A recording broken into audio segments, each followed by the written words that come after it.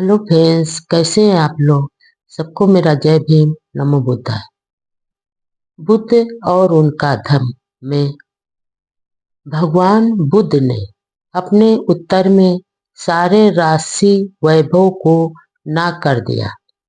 Number 1, मेरे प्रति राजा का जो वात्सल भाव है उससे मैं भली भांति परिचित हूँ। विशेष रूप से वह जो उन्होंने मेरे प्रति दर्शाया है, लेकिन यह जानते हुए भी संसार में व्याप्त रोग और दुख से चिंतित होकर मैं अपने संबंधियों का त्याग करने के लिए विवश हूँ।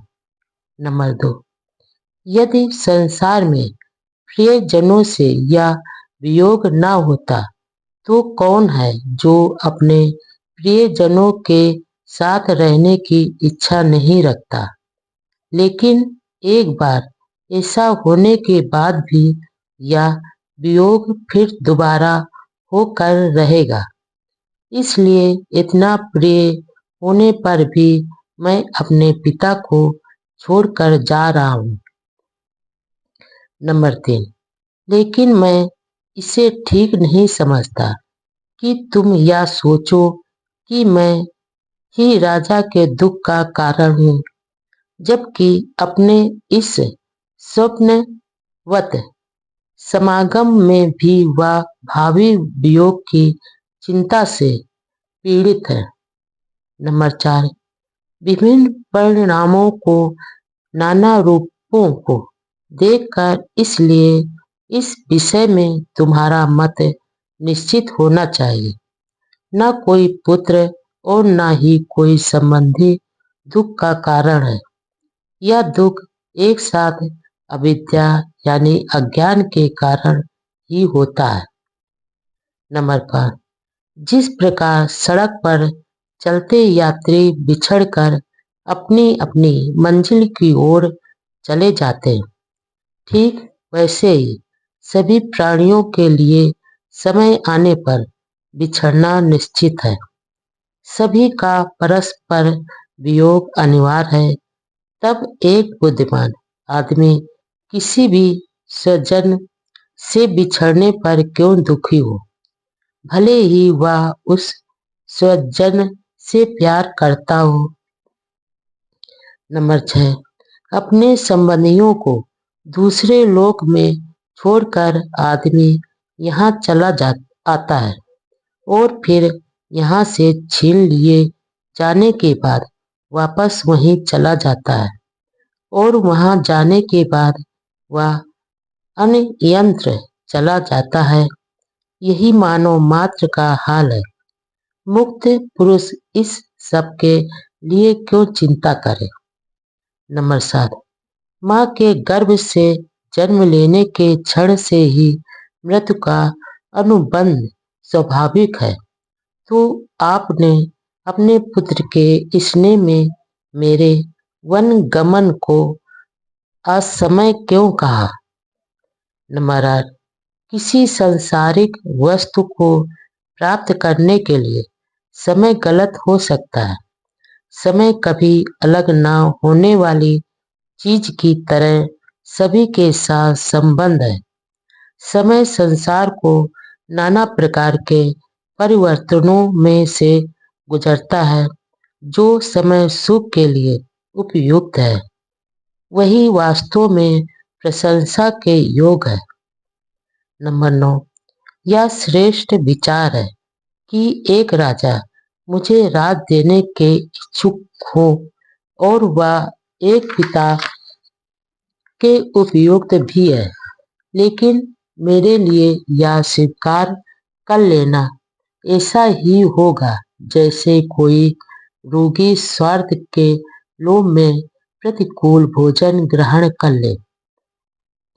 नंबर 10, किसी भी बुद्धिमान के लिए राजधिकार कैसे उचित हो सकता है, जिसमें स्वप्न लोक है, जिसमें चिंता है, मोह है और कलंकित है, और जहाँ दूसरों की दास्ता व अन्याय के माध्यम से सभी मानवीय अधिकारों का उल्लंघन है। नंबर 11, यह सोने का महल मुझे ऐसा लगता है जैसे इसमें आग लगी है। अच्छे से अच्छे भोजन विष मिले लगते हैं और कमल के फूलों की शांत शैया पर लगता है मगरमच्छ लौट रहे हो। मंत्री का उत्तर, स्नेहपूर्ण व स्वामी भक्त से भरे भाव। नंबर 1, बुद्ध का उनके सद्गुण, ज्ञान और गरिमा के अनुरूप तृष्णा विमुक्त, तर्कपूर्ण और सार गर्भित कथन सुनकर मंत्री ने उत्तर दिया। नंबर 2, आपका यह संकल्प एक श्रेष्ठ परामर्श है और किसी भी तरह अनुपयुक्त नहीं है, किंतु केवल वर्तमान समय के लिए अनुपयुक्त है।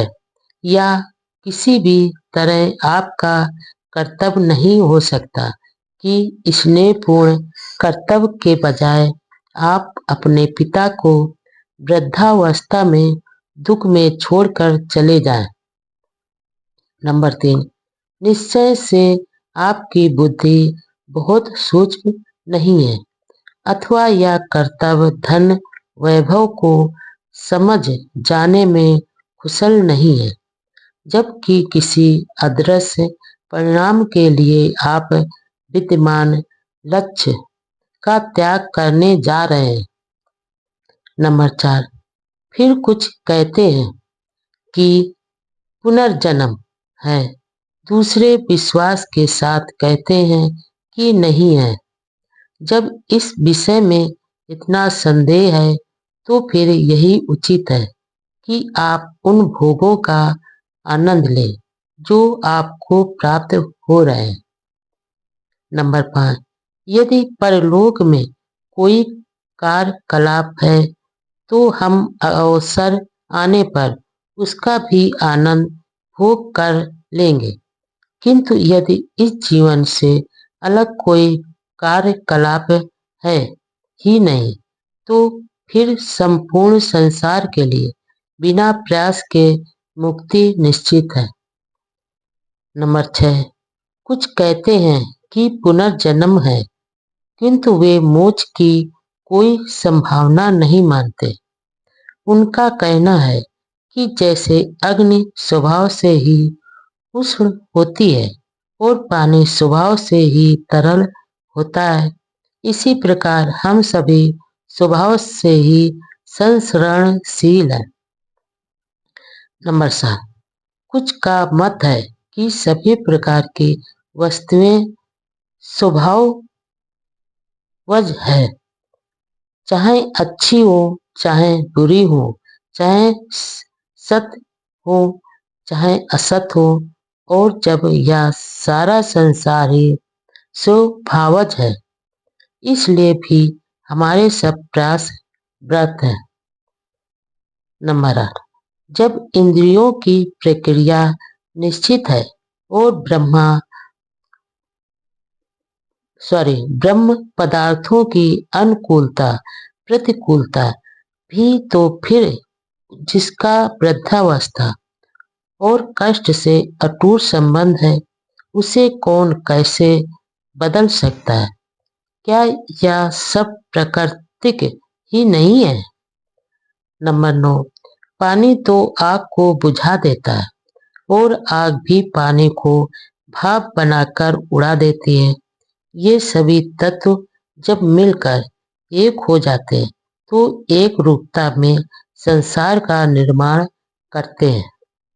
नंबर 10, गर्भ में भ्रूण स्वाभाविक रूप से हाथ पांव पेट पीठ और सिर द्वारा संयुक्त रूप में उत्पन्न होता है और फिर चेतना शक्ति मिल जाती है।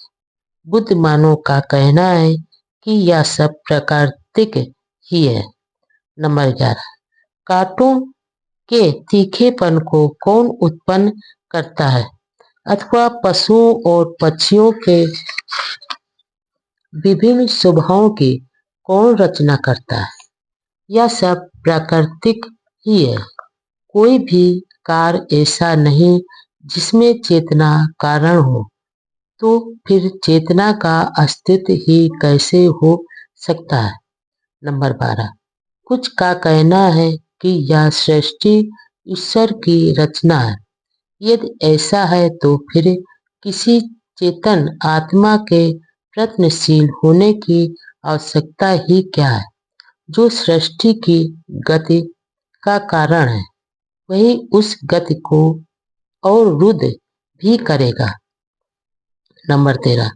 कुछ कहते हैं कि प्राणी का जन्म और मरण दोनों आत्मा पर निर्भर करते हैं, किंतु उनका कहना है कि प्राणी का जन्म तो अनायास होता है, किंतु मोक्ष तो प्रयास द्वारा ही प्राप्त होता है। नंबर 14। आदमी संतानोत्पत्ति द्वारा पितृ ऋण से उत्तीर्ण होता है, पवित्र विद्या द्वारा ऋषि ऋण से और यज्ञों द्वारा देव ऋण से वह इन तीन ऋणों के साथ पैदा होता है। जो इन तीनों ऋणों से मुक्त है, वही वास्तव में मुक्त है। नंबर 15। इसलिए नियमों के इस क्रम द्वारा बुद्धिमान व्यक्ति उसे मुक्ति का आश्वासन प्रदान करता है, जो प्रयासरत होता है, और जो इस क्रम के बिना पूरी शक्ति के साथ भी मुक्ति के लिए प्रयास करते हैं, उन्हें केवल थकावट ही प्राप्त होती है। नंबर 16। इसलिए हे सैम पुरुष, यदि मोक्ष की ही चाह है तो उचित ढंग से शास्त्र क्रम का पालन करो। इस प्रकार आपको भी मोक्ष प्राप्त हो जाएगा और राजा भी दुख से मोक्ष पा जाएगा। नंबर 17। और जहाँ तक आपको वन से दोबारा ग्रस्त में वापस लौट आने पर होने वाली बुराई की आशंका है, तो इस विचार से चिंतित होने की आवश्यकता नहीं है। पूर्व समय में भी लोग वन जाकर वापस ग्रस्त में लौटे। उन्होंने बताया कि अम्बरीश, द्रुमकेश, राम बराबर राम पंडित आदि भी लौट कर आए थे।